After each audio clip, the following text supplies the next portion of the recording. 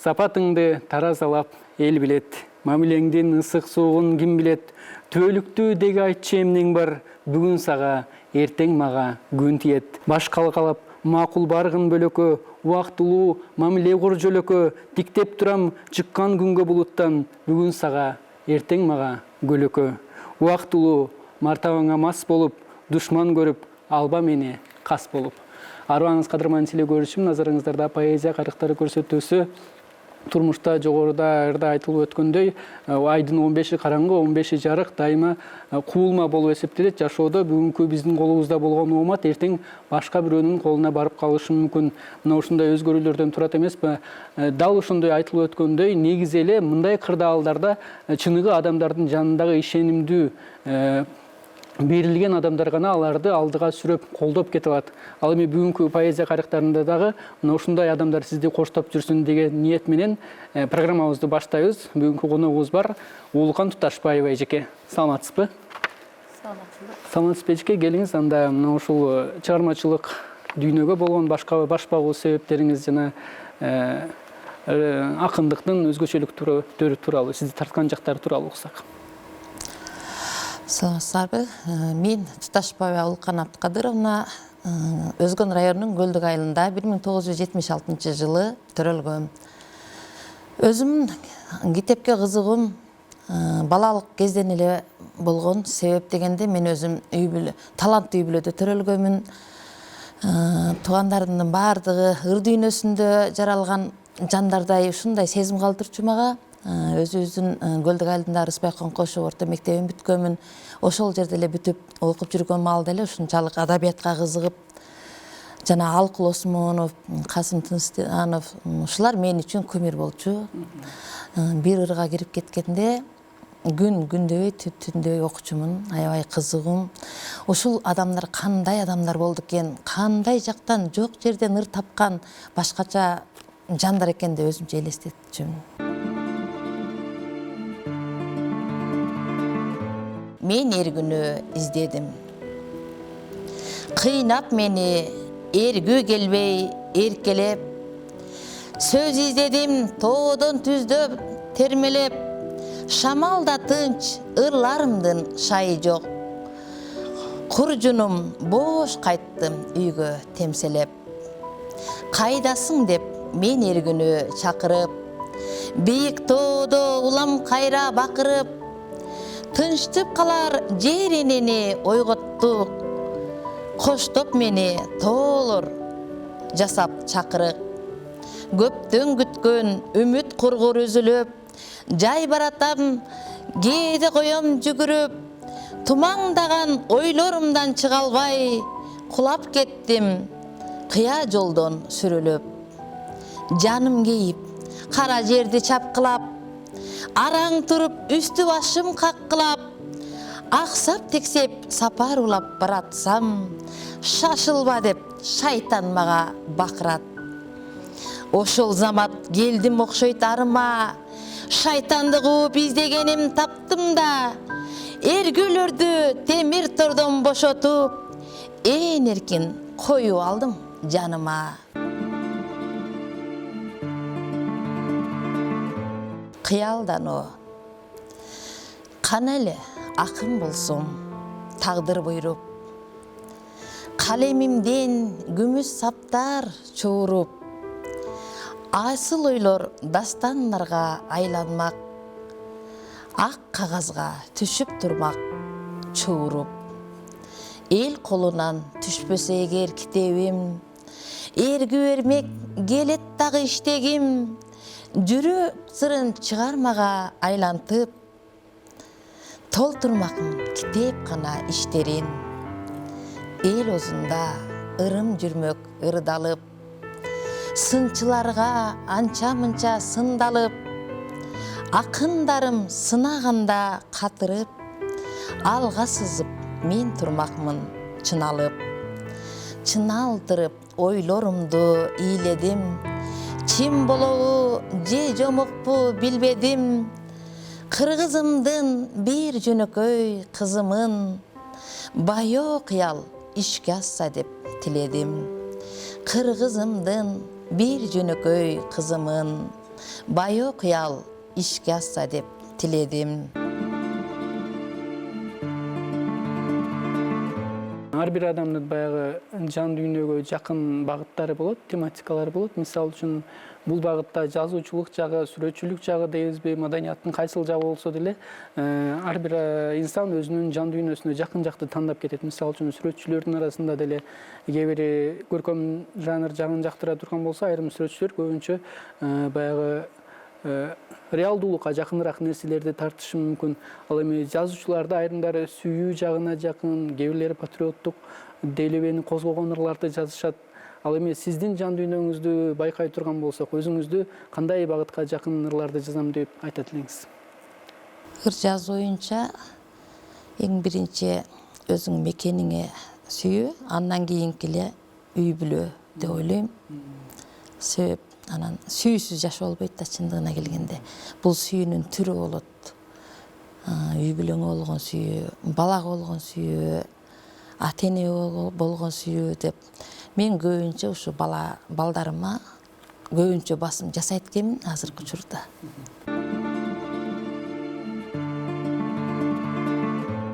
Өзгөн кайрыктары.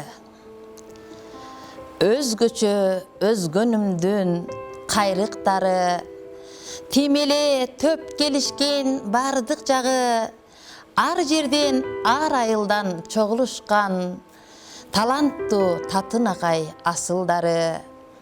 Бир басып, бирге казып ой тереңин, ырлардын түрүн жазып мен келемин, умтулуп алга карай силер менен, өзгөнүмдүн кайрыгында мен келемин.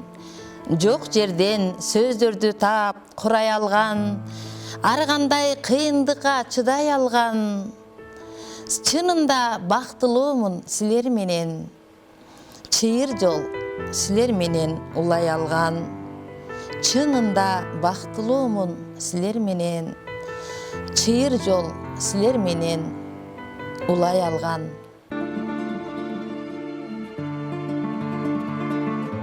Акын ким? Акын ким? Ал баарын жеңе билген. Ару сезим айтар сөзүн айтып келген. Жан дүйнөсү башкача жаралганбы? Жарокер, данекер, тил билги экен. Жазгандары жерден оттон куралгандай, терең ойчул кээде жаны туулгандай, ар бир жанга аяр ба бергенче сүйлөйт. Айлап жылдап жакшы үй куралгандай. Жаратканда ар бир жандын айтары бар. Жалгыз тутам эмгектин да кайтары бар. Кудай кошуп Урал жерден учураштык. Керемет жан, керемет ырдын саптары бар. Ыр болбосо кимдир кайдан көрүшпөгөн. Ынандырган тур тирилик жай өтүп келген. Жылдар менен баарыбызды бириктирген. Жолуктурган акын жолу болсун кенен. Жылдар менен баарыбызды бириктирген. Жолуктурган акын жолу болсун кенен. Досторум, балалыктан бирге өсүп чоңойгон, таңдан кечке чогуу жүрүп ойногон, мектепке да бирге барып бир окуп, болгон элек биз бактылуу достордон. Бар бололу достор менен дайыма, бир басалы өмүрдүн кийин багында. Ал убакта ботурайган кыз элек, эми энебиз балдарыбыз жанында. Жап-жаш келин элек анда көйкөлөп, кызмат кылып көп күндөрдү өткөрүп, канчалаган сыноолорго чыдадык. Кайненебиз азыр өргө көтөрүп, арка жагым бир кылчайып карадым. Ал күндөрдү азыр өтө самадым, бирок шүгүр кылам баарына, айылыма достор менен барамын. кандай маселелер көбүнчө сизди ыр жазууга чакырат жана мына ушул нерсени ырлар аркылуу берсем деп ойлойсуз же жазып келесиз дайыма эле? Бул эң жакшы суроо болду. Бул суроо менен көп эле адам эме болсо керек. Себеп турмушта ар бир күнүң чындыгында Кудай берип аткан бизге ушул жарык күн өзү бир чоң бакыт деп элестетебиз. Адамды көп убакта эмне кылат? Байлык менен жокчулук экөөнүн айырмасы аябай ат менен төдөй чоң. Жокчулук болгондо дагы адам бир сынат, барчылык болгондо да бир сынат дейт. Анда жокчулук адамдын кендирин кесип турган малда көп нерсени көрөсүң, ошол көргөн нерсени сүрөттөп бергенге такыр болгон мүмкүн эмес. И ошону ырга жазсаң, ошол ыр аркылуу элдин баарына жетет деп ойлойм да. Ошол мен ойлойм, турмушта ыр жазган адам көп нерсеге жетишет жана сөз менен эме кылат, жеткирет адамга деп. Акын досума, акын досум, өмүр кыска дебегиң, жаратканым берип койгон ченемин. Өнөрүң бар, эч ким тарта албас, эл журтуңа калтырып керегин. Биз өмүрдө кыска дейбиз чынында, узак өмүр бул жашоонун сырында. Кайгы тартып капаланба жан досум, сенин жашооң ар бир жазган ырыңда. Кош канаттуу ак бооз атты теминип, эл аралайт мидин жолой байдылда. Турар омор залкар акын алык кол, дале жашайт поэзия айылында. Биз да бир күн бул дүйнөдөн өтөрбүз, кош айтышып чын дүйнөгө жетербиз. Ак бооз ат ыр куржунун артынып, поэзия айылына көздөй кетербиз. Бул жашоого улуулардан кеч келип, олтурабыз ошолорду эскерип. Бизди дагы эскеришер урпактар, куруп койсок ырдан бүткөн эстелик. Бизди дагы эскеришер урпактар, куруп койсок ырдан бүткөн эстелик.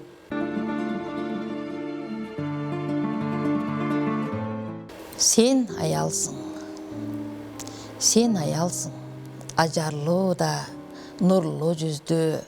Сен аялсың, жүрөгүң жумшак үндө. Сен аярсың, үйдө эне сыртта тынбай. Сен аламсың, түйшүктөргө чыдап сынбай. Сен аялсың, уул кыз төрөп өстүргөн. Сен аялсың, чакан мекен гүлдөткөн. Сен аялсың, ысык суукта күндө күйгөн. Сен аялсың, дүйнө жүзүн бирдей сүйгөн. Сен аялсың, көп нерседен бар тапкан. Аярымсың, чачтарыңды бубак баскан. Ошенсе да күлүп жайнап, чарчоо билбей жүзүң бал-бал жанган.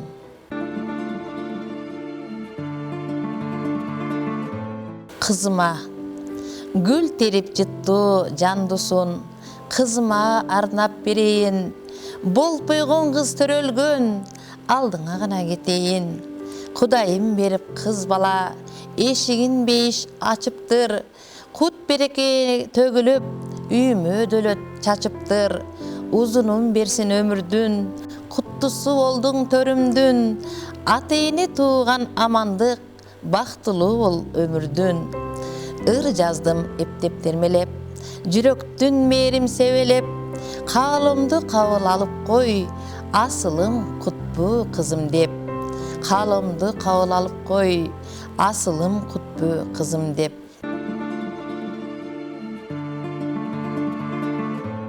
Бир нерсеге болгон ышкыбоздук жана берилүү, жанагы бир нерсеге суктануу, сүйүүнүн артуусу жана мына ушул дүйнө кооздуктарына болгон суктануудан пайда болот да.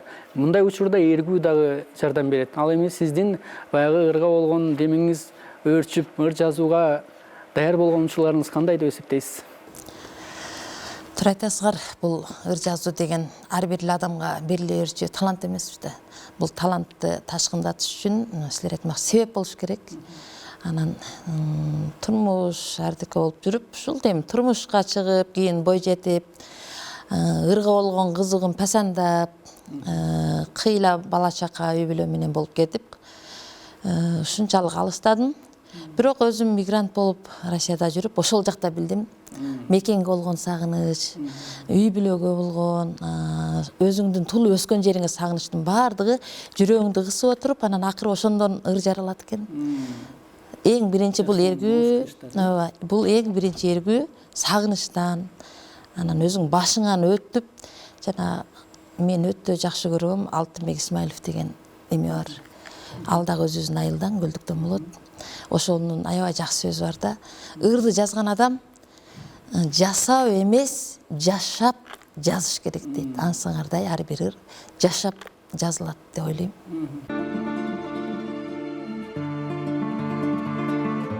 Мезгил жана мен күндөрдүн ача берип барактарын, о мезгил өмүрүмдү карактадың, сакталып калды окшойт жүрөгүмдө, дайыма айтып жүрчү санаттарым.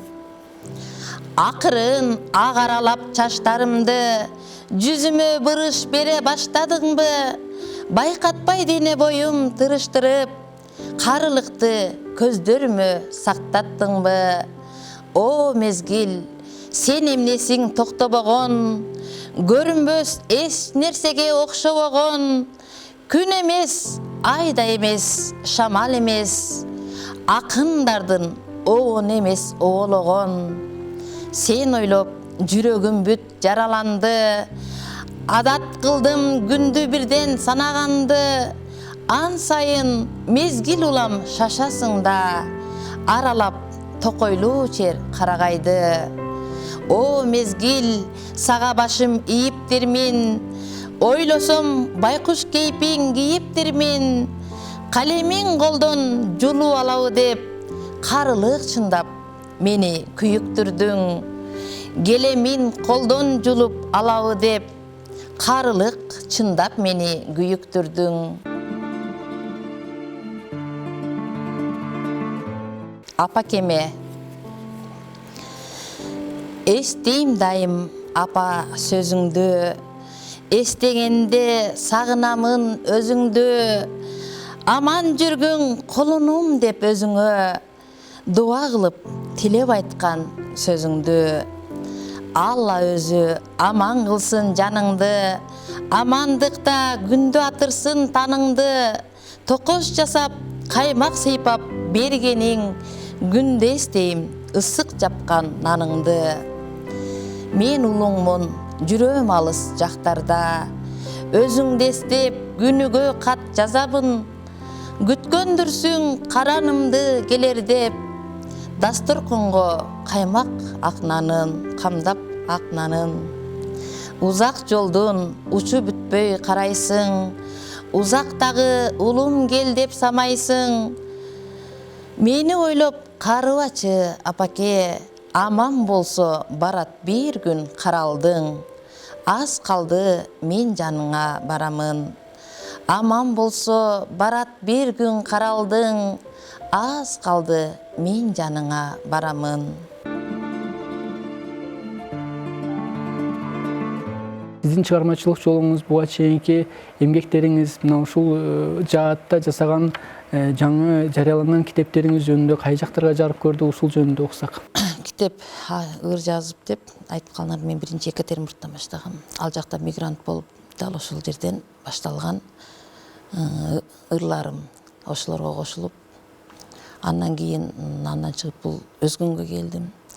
Өзгөнгө келип, азыркы эме кылып, Өзгөн кайрыктары менен дал ошол жерде ырларым башталып, башаты башталып, ушулар менен алга кадам таштап атат десем болот.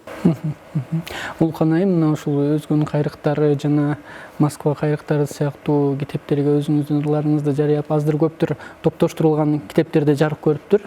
Келечекте мына ушул өзүңүздүн жеке автордук китебиңизди чыгарып, калың топко тартуулайсыз деген үмүтүбүз, тилегибиз бар.